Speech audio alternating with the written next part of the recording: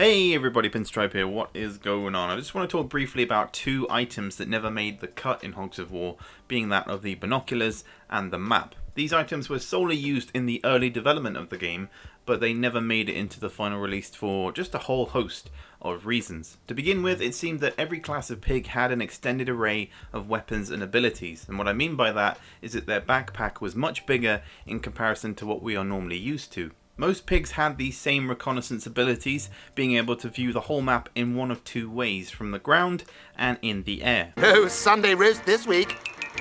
Perhaps with the HUD not being fully designed yet, because, well, believe me, it definitely needed some work, the emphasis was to utilise the map and binoculars to see where the enemy actually was. For new players who obviously didn't know the layout of each map, starting off a match with 85% of your screen space being taken up by a HUD can be very confusing. Even more so when you realise that half of the stuff on that HUD is either broken or is just for show. This is also the reason why I tend to crop out the lower half of the HUD in the majority of my videos, because it just doesn't provide any useful information besides the timer.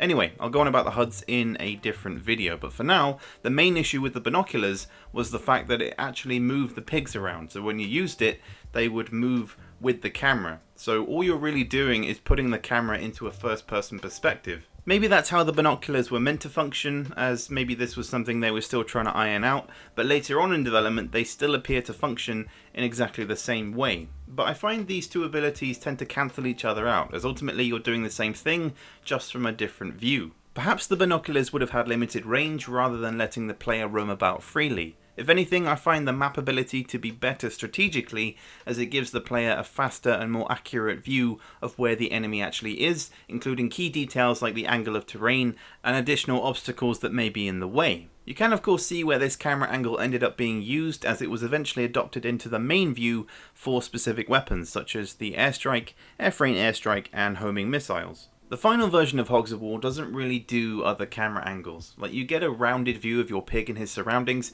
but the idea of having a first-person camera view was never fully used upon release. Partially I see this as being kind of a shame, but more so from the standpoint of just wanting to look at other details from different angles, rather than for the sake of gameplay. I also seem to enjoy games that give the player the freedom to explore the game world and the details it houses, rather than being restricted to the view the game gives you. Free roaming cameras are always a big plus, but it would never really have worked for me when it comes to gameplay. The aerial view makes a lot more sense, but perhaps it would have been restricted to just the espionage class, maybe another ability that only that class would have had and been able to use. But that would only be if this concept of not knowing where the enemy is was still a thing. Rather than directly telling the player, "Hey, the enemy is right here," through the use of a minimap on the HUD, what if the game was more like Battleships, where there was a lot more guesswork involved? Right from the get-go, I think games would be much longer, especially in the modern world of gaming, where we are so used to having every tiny detail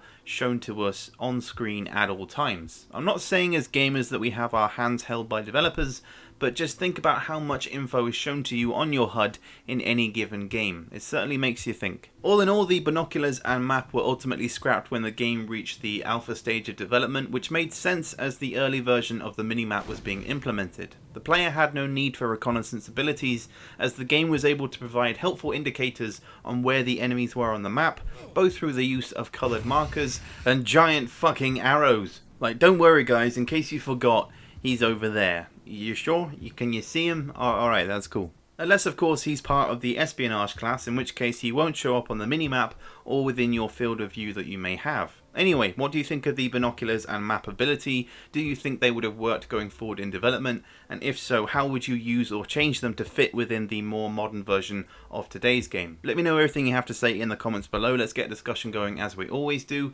This has been just a short look into these unused abilities. I hope you guys enjoyed the video nonetheless. And in the meantime, I hope you can check everything else out. And I will catch you guys later for the next one. Peace out, everybody.